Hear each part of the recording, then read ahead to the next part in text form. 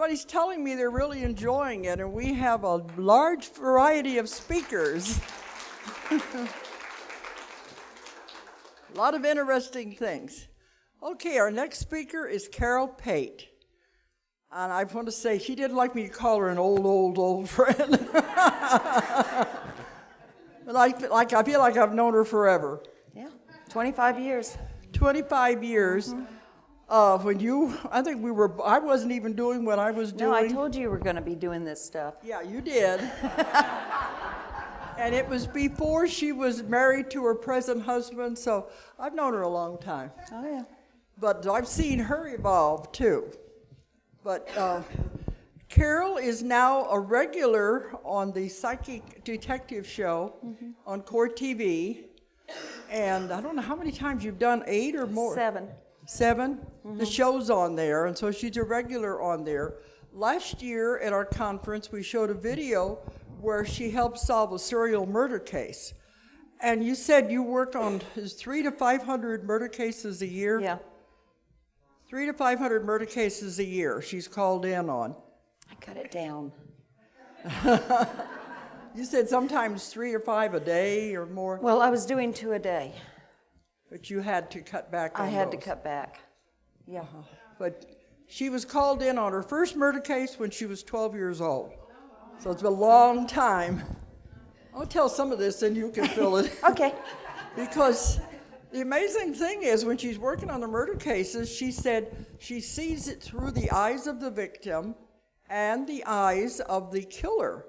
Mm-hmm. So she's been stabbed, shot, strangled, feel all of the emotions that the person's going through when they're dying, which I would not want to do. No. It hurts. It hurts, okay. But it's something, you've not learned to shut that part out, but... I've learned to damper it. Because okay. I'll touch and then let go. Because otherwise you couldn't survive. Well, one case put me in the bed for a week. Okay. Yeah, I was going to give up. No. Never do murder cases again. Then I went to Chicago. Okay. And I was walking down the street, got hit with a murder case. Let's get you over here anyway. But also she is like an investigator. She goes all over the world looking for mysteries. Want to think about the only one who's been down under the Sphinx to find the tunnels under the Sphinx. So I found the tunnel to the Sphinx. To the Sphinx, underneath there. Mm-hmm. She found the Shogun's treasure in Japan. Mm-hmm. She's been called in on things in China and all over the world. So it's not just with the psychic, the murder cases and missing people, but also mysteries. Everywhere in the world they call her in. So this is a fascinating woman. So she's going to tell you about, well, you just said you're going to talk about your stuff. Okay. Yeah, I'll talk about my stuff. All right. It's Carol Pate. Okay. Thank you. Thank you. And she does have the Carol Pate Psychic Center. Yes. In Little Rock. And she works with people down there. Okay. I was born and raised in San Jose, California. And that's where I worked on my first murder case. I was 12 years old. Police department came up to my house, which was way in the country. And they said, a classmate of yours has disappeared. We think that he came to see you. I touched into the picture of my classmate. And I looked at them and I said, he's been shot in the back. He's dead. He's out in the woods. And they said, where? I said, behind his house, about a mile. And they said, who shot him? I said, there was a young Hispanic boy that was walking behind him with a shotgun. He tripped, and the gun went off and shot him in the back. And they said, take us to where he is. I said, I can't take you there. I was 12. I'm a child. Well, they found his body a mile behind his house, been shot in the back. Young Hispanic boy. He told the police what happened. They believed him. That started out my career. Now, I didn't always want to be a psychic, you understand. This is not by choice. This is what you get born into, unless you hit your head really hard or something. So I'd been seeing people who had passed over since I was 3, 4 years old, probably beyond that. I didn't know if people were alive or, quote, dead. I couldn't tell if people were in body or out of body all my life. So that was a common thread for me. Needless to say, whenever I'd work on murder cases, I'd have to ask myself, are they in body or out of body? And I could usually tell by the pain I encountered. So when I work on murder cases, I feel what the victim feels. If they get stabbed, I get stabbed. Okay?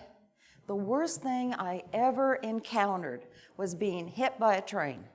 Oh my God. I was not okay for 3 hours. Yeah, that was bad. Don't ever get hit by a train. You can have your head chopped off, but the train, no. Now, the way I work is through psychometry. This has been a means of control for me. This helps me to deal. When I touch, I tune into the energy frequency of the individual. When I let go, I let go. So I can turn it on and release it. Now, what I've learned to do with murder cases, I tap in. If it gets too bad, I let go. So I don't suffer to the degree that I used to, okay? Psychometry is a wonderful thing to learn. Each human being has their own unique energy, frequency, signature. No two are exactly alike, even with identical twins. So when I touch in, that's my antenna. It's like tuning in a radio station. Or with me, it's like TV. Okay? And once I'm there, I can find out anything I need to know. As a murder victim, I see what they see. If they see the perpetrator, I see the perpetrator. If they don't, I don't. In which case, I have to go to where the murder took place. Then I tune into that area, touch into it. Once I had to use a rock that gave me all the information I needed on the murderer. I heard everything that was said through this rock.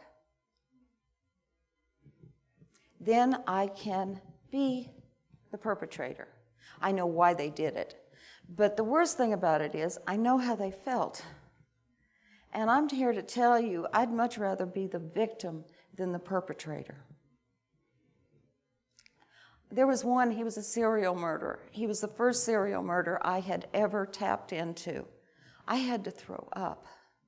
I was so sick. It was horrendous.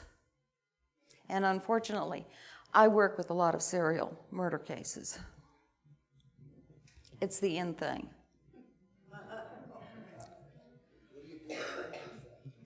Pardon? What do you do to cleanse yourself? What I do to cleanse myself is, number one, I take a salt bath.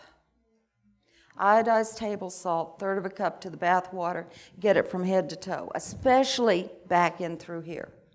It releases that energy from my body, okay? And then I go watch something funny. I do a lot of TV. Most psychics, I understand, do a lot of TV. I understand that. I can get lost. I turn my brain off. I turn it all off, and I am there. Needless to say, I have a 61-inch screen.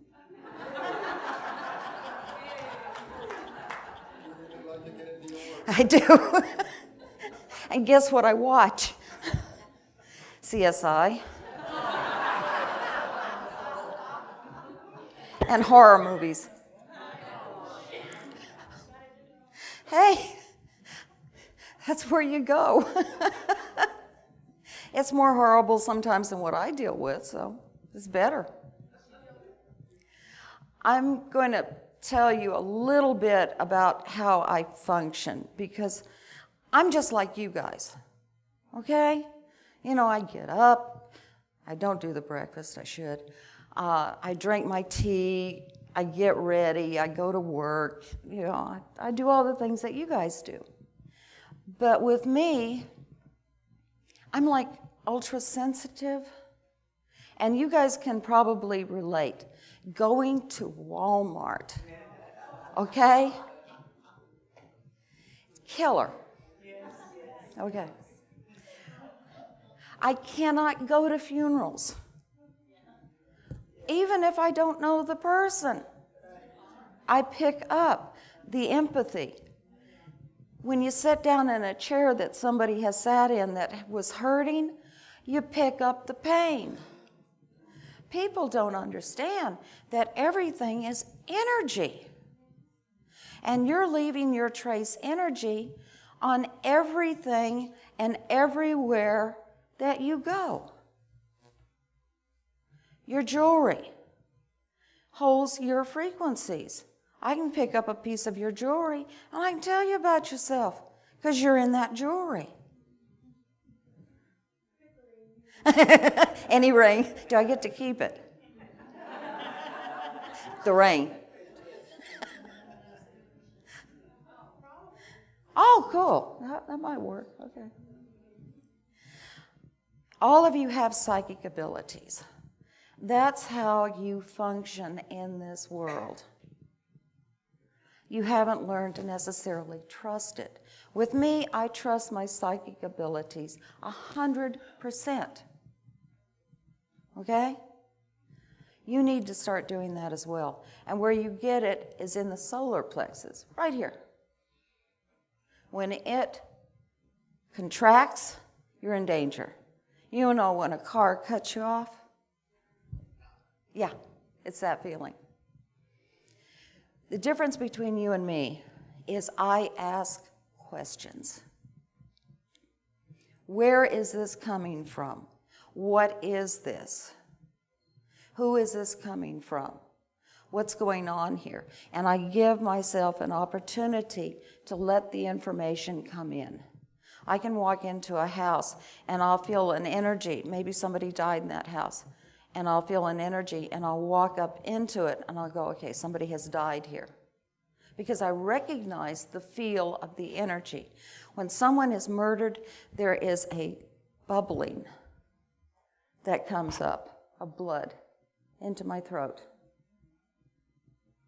I know they've been murdered. It's trauma. And that's the only way I can describe it. If somebody passes normally, then I have to ask, are they in body or are they out of body? Because you can't die. And I'm going to tell you something else. You can't die before your time. Even with murder. Victims start saying their goodbyes to their families before they get murdered by a total stranger. They start clearing things up, bringing closure before they die. That's why I don't have any fear. I can't die before my time. And I've had threats. Well, go for it. I can't die before my time. Even when it's your time, you shouldn't be here. That's right, because there's no such thing as death.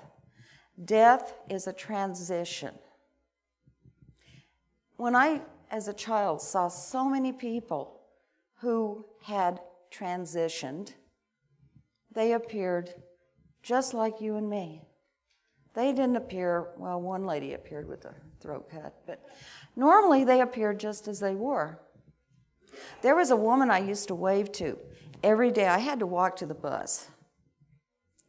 And she lived in this big old Victorian house, and there was a half-moon balcony. And she'd come out and she'd wave to me.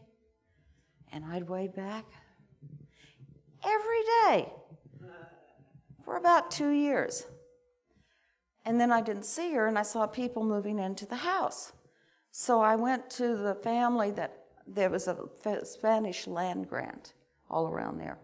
So I went to the family that pretty much knew everyone that lived there and asked them what happened to the little old lady.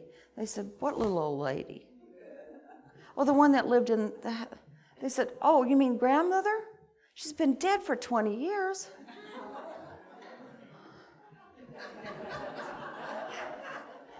What do you do? So, yeah, and that's been my life. Now, I don't just do psychic detective work, okay? Actually, that's a minimal part of what I do. I do healing work. I do basic readings, helping people, counseling people through hard times, because a lot of times you want to know why people are doing the things that they're doing. Why are they being so mean? Why are they being so cruel? I get a picture of them, I tap into them. This is why, and this is what you need to do. Comes in really handy, especially going through divorce. Well, he's got his stuff hidden. And he's cheating with she too. This goes both ways there.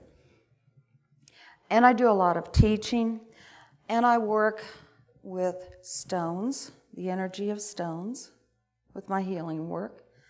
I work with flower essences, FES, Bach. They talk to me.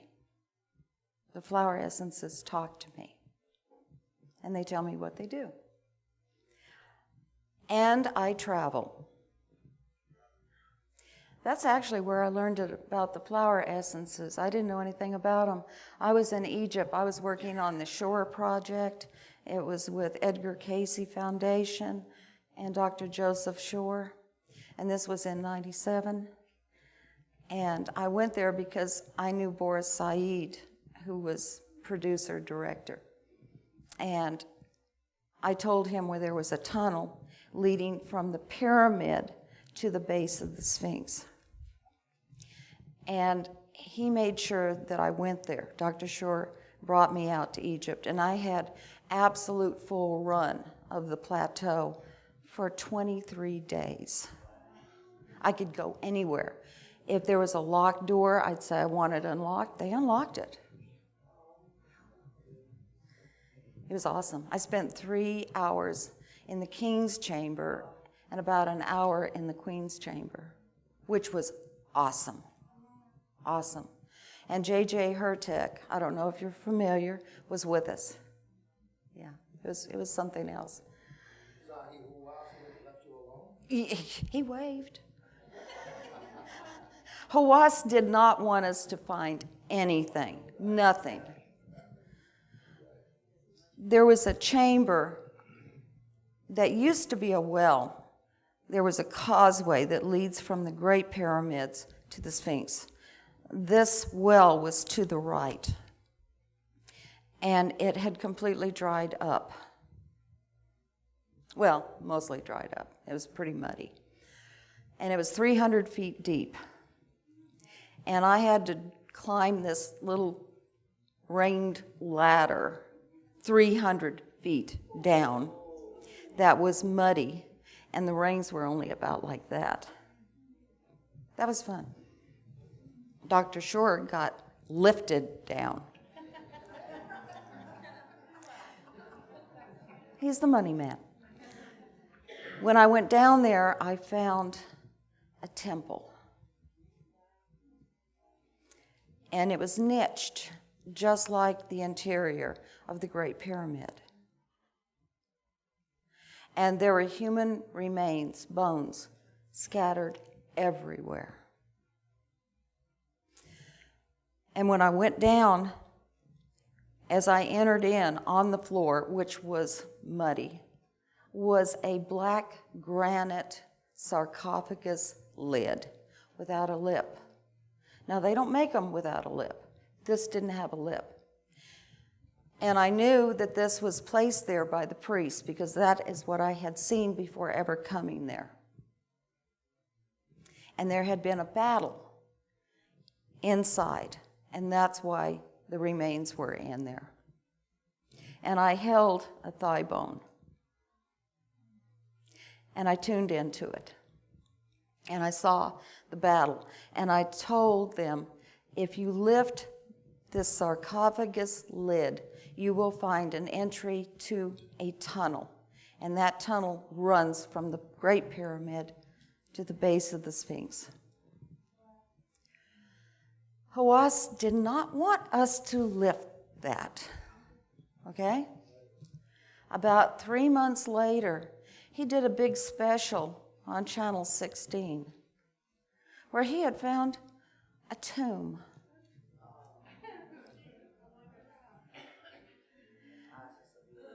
Yeah. Osiris's tomb. That was that temple. They did secretly lift the lid. Guess what they found? A tunnel, an entry. And the tunnel was full of water. And underneath the Sphinx, there are 9 chambers. One of those is an antechamber, which is at the very tail of the Sphinx. It's 12 feet down. The other chambers are staggered. The one under the right paw is 90 feet long and 200 feet down. I got to sit at the paw of the Sphinx. You can't imagine. It was awesome. It was absolutely awesome. And I saw processions. I saw initiations at the temple of the Sphinx. There were initiations there. And the Great Pyramid was used for initiations. They were not tombs. And the Great Sphinx dates way back, a minimum of 10,500 BC. Now, Boris did put that out on Mysteries of the Sphinx with Charlton Heston a long time ago, 91, 92, somewhere around that. They found 2 sea anemones that were fossilized, one on the ear and one on the tail of the Great Sphinx. It has been eroded by water, okay? Which means it's been underwater. But you don't hear about this. This goes into that antiquities that everybody hides, forbidden archaeology that everybody hides, because they're afraid if you guys find out, you might throw a fit. Or you might call them in and say, wait a minute, what's the truth?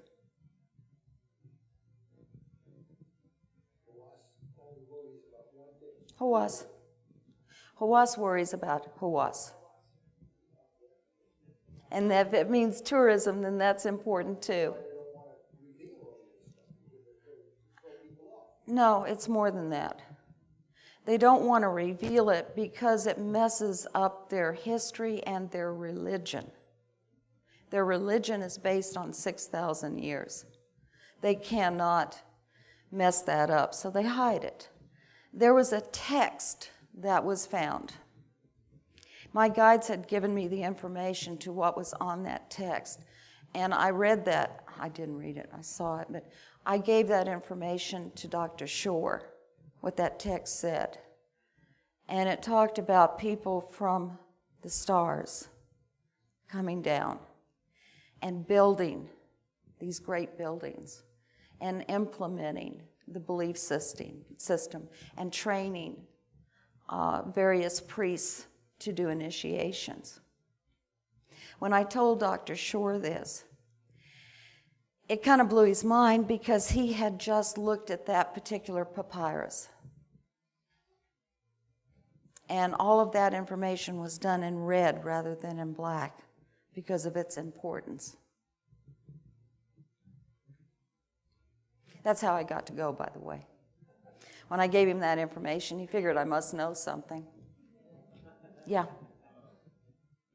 Casey had said in one of his readings, maybe more than one, that there was a secret hall of records someplace below the Sphinx that had a lot of valuable information that you never know anything. I know anything about that. Tom DeBecke did soundings with the chambers while I was there, and there was definitely metal things in the chamber, a number of things that were in those chambers.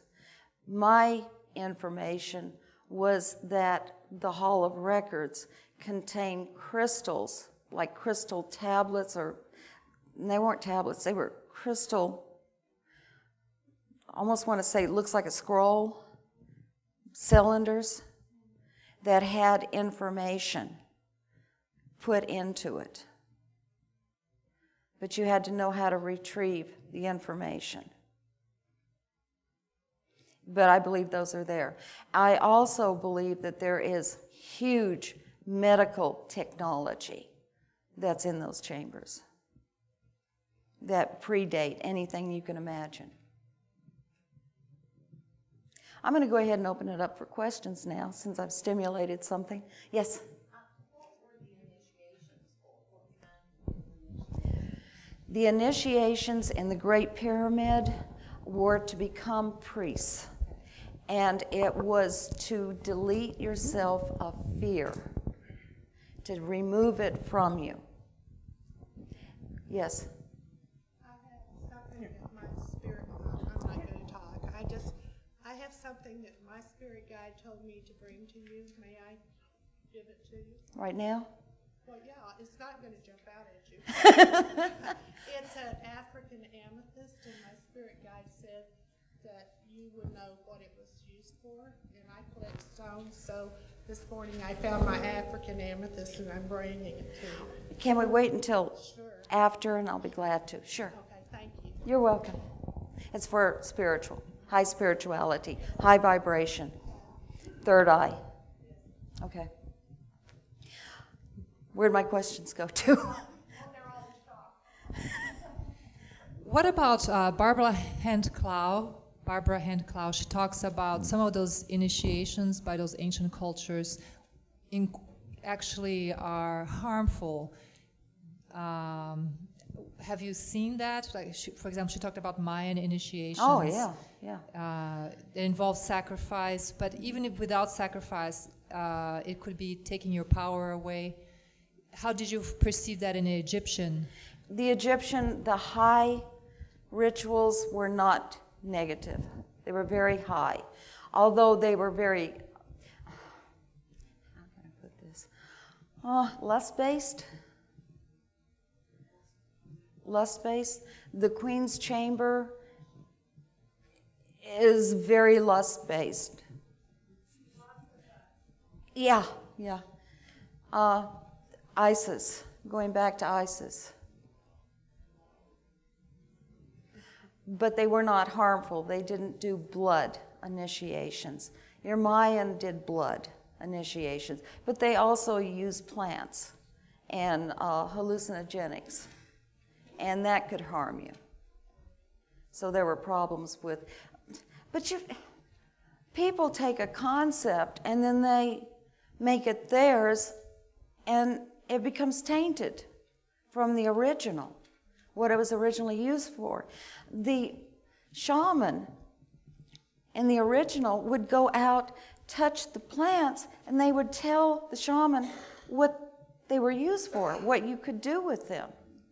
They had a complete, how can I put it? They knew and felt nature as it truly was. It was a consciousness with intelligence that could communicate to them. But then it got changed. And then you had to get on these plants to hallucinate so you could even make contact with the plants, and then you probably didn't. And then you had to cut something to make sure that you left a little blood, And it went to the point where they were taking people's hearts out. One of the original, when I was in, where was I? I guess it was Peru. No, it was Bolivia. And there was paintings of this chieftain that was so afraid because his people were starving to death because the rains had stopped. Okay? So he was told by the gods to bring to the gods a great communicator. So he found in his group of natives the most well-liked person that could communicate the absolute best, who would sacrifice their life to go speak with the gods. It was not a cruel act. It was an act of love that got totally misunderstood and changed. Then the rains came, and it saved the tribe. I think that history has done its own spin, okay? Whatever suited them and whatever brought tourists.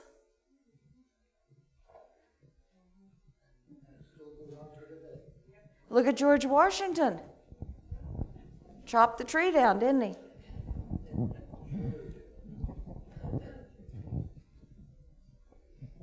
Questions? Yes? I've heard that Casey said in some readings that our Lord Jesus and John the Baptist went through initiations ceremonies at the pyramids. Do you know anything about that? Actually, I really don't. I mean, I know that Christ was trained, Isaiah, Moses, and there was one other that came down and trained Christ, as well as the Great White Brotherhood, which helped to train Christ when it came close to being his time. But I don't know of the initiations that you speak of. Thank you. You're welcome. Yes? Sure.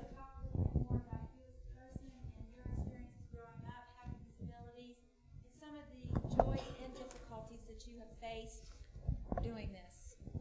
That's a whole day, isn't it? Yeah. She wants to know more about my background and what it was like for me growing up and the things that I faced.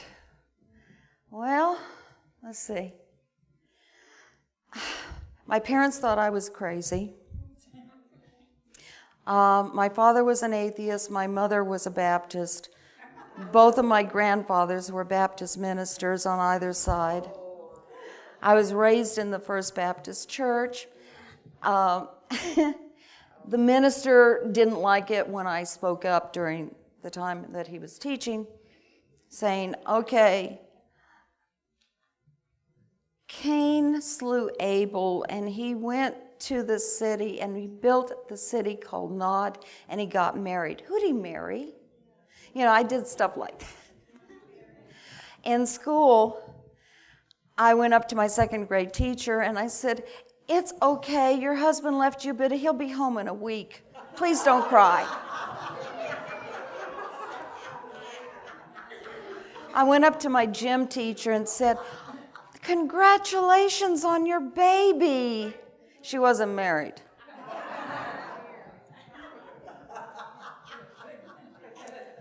I mean, it was terrible.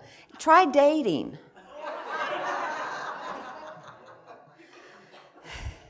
You're not taking me there. You think you are, but you're not.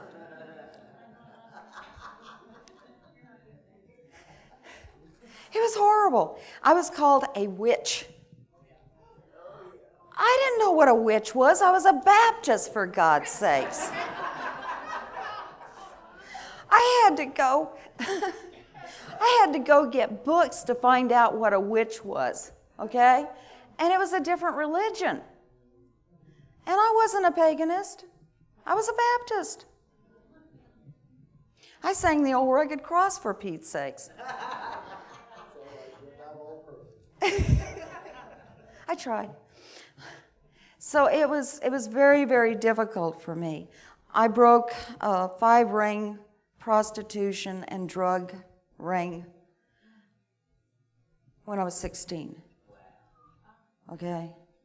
I got one of America's most wanted on the murder list, a mafia hitman, when I was 21. I couldn't escape it. I tried. You know, I mean, I didn't. In my day, they weren't called psychics. They were, yeah. They're weirdos, you know, or fortune tellers. I'm not a fortune teller, although I did learn how to read palms. No, I'm not going to. Yeah, Carol, didn't you also talk about this one murderer that was stalking you, parking outside your house or something? Oh, that was recent. That's recent, okay. Yeah, I worked on a murder case 20 years ago. The family came to me because their son had disappeared, okay? And I told them he has been murdered. He was murdered over a girl. This girl said that he raped her when he didn't, and her boyfriend is the one that murdered him. And he has been placed in, quote, a blue hole. Okay, that's as far as I got with that case, right? Well, the police tracked everything down. Well, it turns out that the murderer was the boyfriend of the girl that claimed that this kid had raped her. And he confessed it on the stand. But he was also a multiple personality. Okay? So the shadow, that's what he called one of his personalities, okay? Said, yes, I did kill him for raping the girlfriend. But you won't know where he is. So the father of this kid who did the murder started sending me threats, calling me on the phone. He showed up in front of my place, and he started to semi-stalk me, okay? I blew him off. Found out that he was an ex-ATF, and he had blown people up and liked to put bombs in mailboxes, and he was a crazy man. So he called me up, and I said, look, you're a crazy man. Go away. And you're not going to scare me, period, because I'm protected by God. Click. His family shows up on my doorstep last week. His wife, his kids, and the grandkids, and I think a neighbor. They say to me, we want your help. We want to get our brother, our son, out of prison. We believe he's innocent.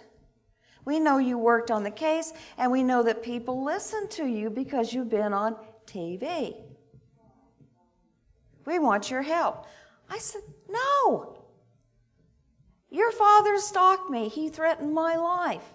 And the wife says, yeah, he does that to me a lot, too. She says, as a matter of fact, I'm getting a divorce. And I said, well, look, I'm not going to help him.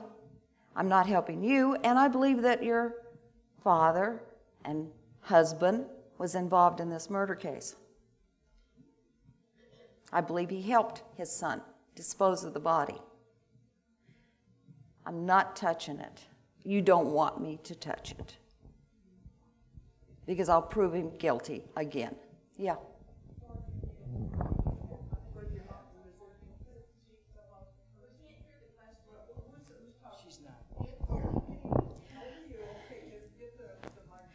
The question is, she wants to know about Morgan Nick. Morgan Nick, thank you.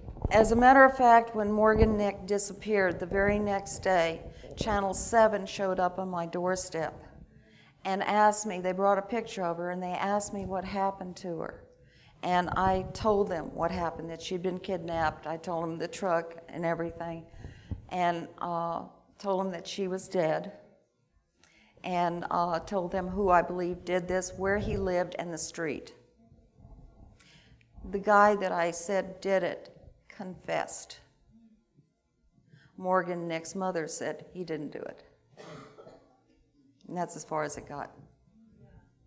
And I was banned from working on the case by Morgan, Nick's mother.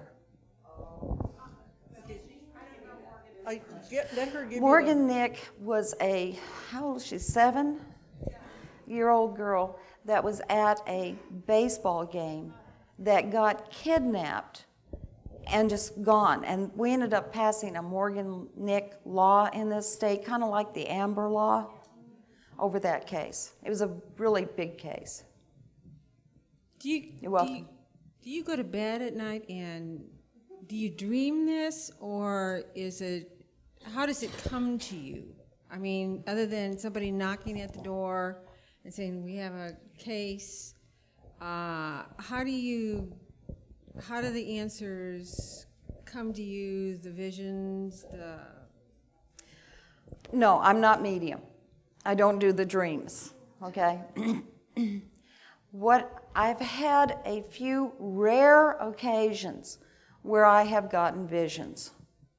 One was on the Atlanta murder case, when the children were being murdered.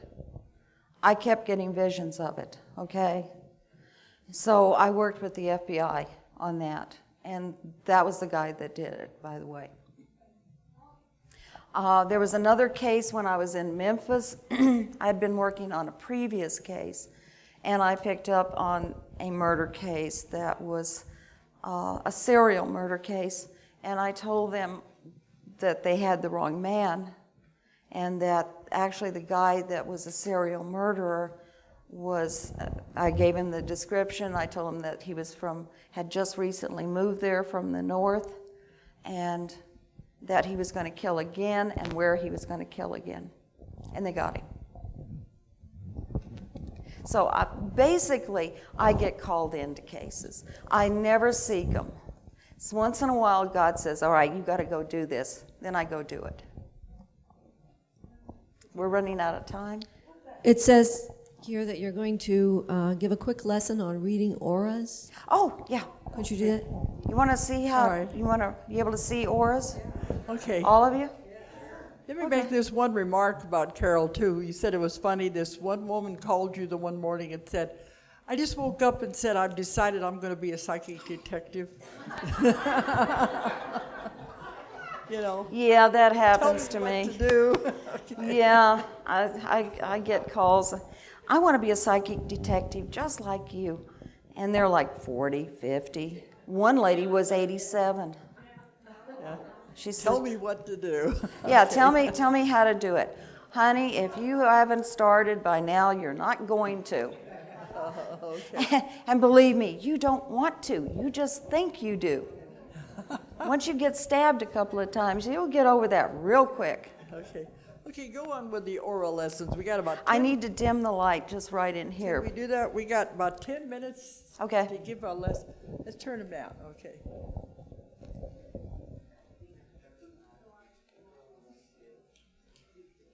I worked on that. I worked with the mother. Okay. On the, You know. was it Russellville? No, I didn't work on that one. I worked on Fayetteville. No, I haven't worked on that. This But her is boyfriend here. didn't do it. Can we bring those down? No. Okay, That's better. Okay. That what I better? want you to do is you will see a light surrounding me, lighter than the background.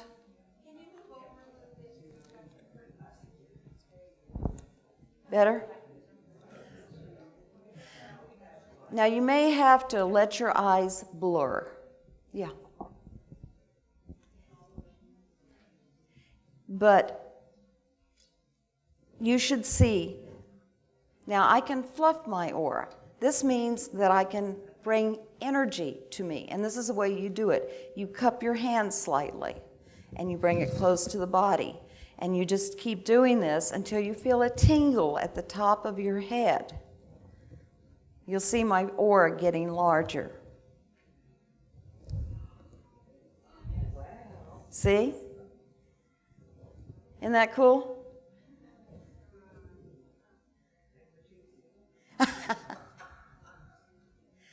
Okay. The color of the aura, the base color, denotes the character of the individual. All right? And it is based on the chakras. Your chakras are what create the color in your aura. I love to get on planes and watch people's auras shift colors. I can tell what they're reading, like if it goes red. Okay, so let's get down the colors of the chakras. Root chakra, red. That's passion, that's creativity, that's anger, that's violence. Okay? Next chakra up, orange. That's your balance, your mental sanity is orange. Okay? The spleen chakra one. Or the solar plexus solar plexus is yellow. Okay, that's in between. That's yellow. That's your balance. It's logic. A lot of teachers have yellow auras. Okay? Green, the heart chakra. Green. Healer, love, green. Throat chakra, blue. Communication, blue. Speaking, okay, blue. Indigo, third eye, indigo. Seventh chakra, purple. Now understand, these colors are very pastel. They are not bright, vivid colors. They are pastel. So it's very light. I met a man one time years ago that had this huge blue aura. He was a wonderful communicator. He was awesome. Doctors should have green auras. They should. Now, if you have murkiness, brown tinges to the aura, that means that whatever color that is, it has been tainted. So you get a murky yellow, okay? You've got somebody who's not balanced and who's a liar. Used car salesman, politicians.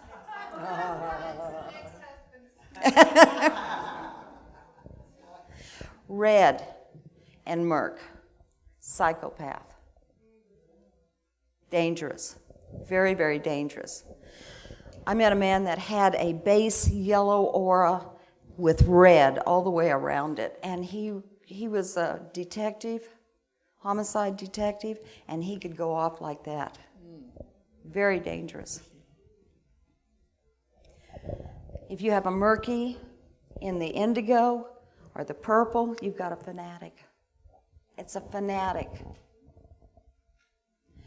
I've only met 2 people in my entire life that had black auras. Okay? Both of these individuals were Satanists. I'm not talking pretend Satanists. I'm talking Satanists. Turn the lights back on now. Okay. If there is a line separating the aura from the body, a black line, it means probable death. If the aura is gone, it means death. You can see your own aura in the mirror if you have a solid background. Just step back and check out, see if you're going to live.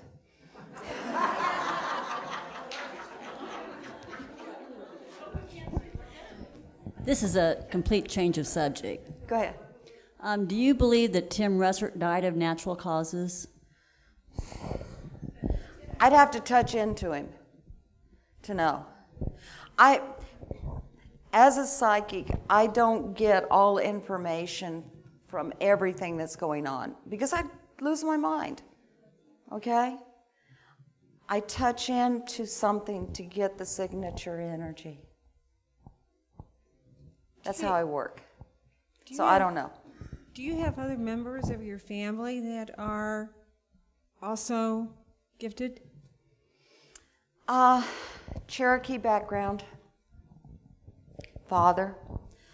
My father was very into all of this, but back in his day, it simply wasn't allowed. His mother was full-blooded Cherokee, and she was a medicine woman. And she had two sisters. One was a medium, one was a clairvoyant.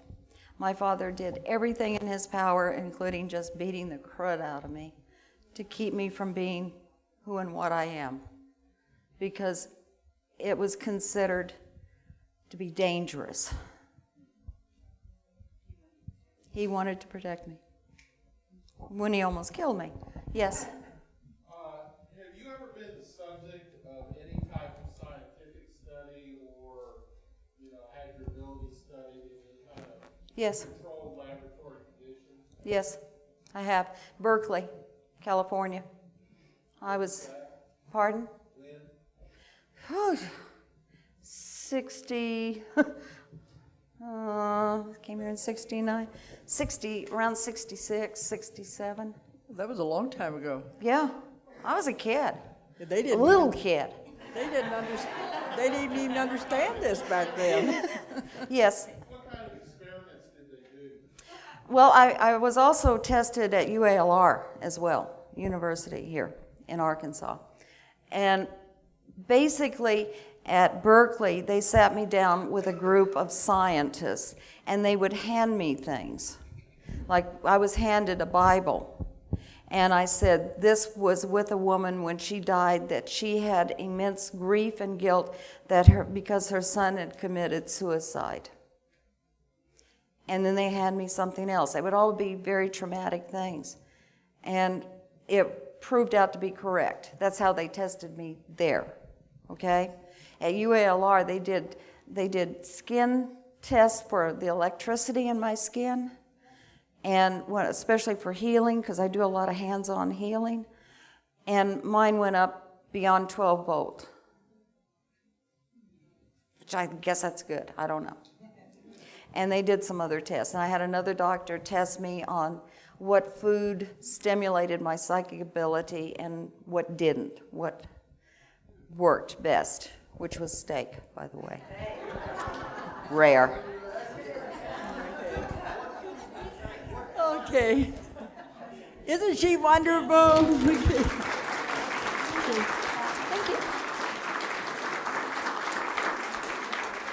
See, you never know what's hiding in your own backyard. She's Yeah. here in Arkansas. Okay. Well, she's going to be around for the next 2 days if you want to ask her questions. But now we're going to have to have a break and go on to the next That one. works for me? You can see she can talk a long time. Okay. Thank you. Thank you.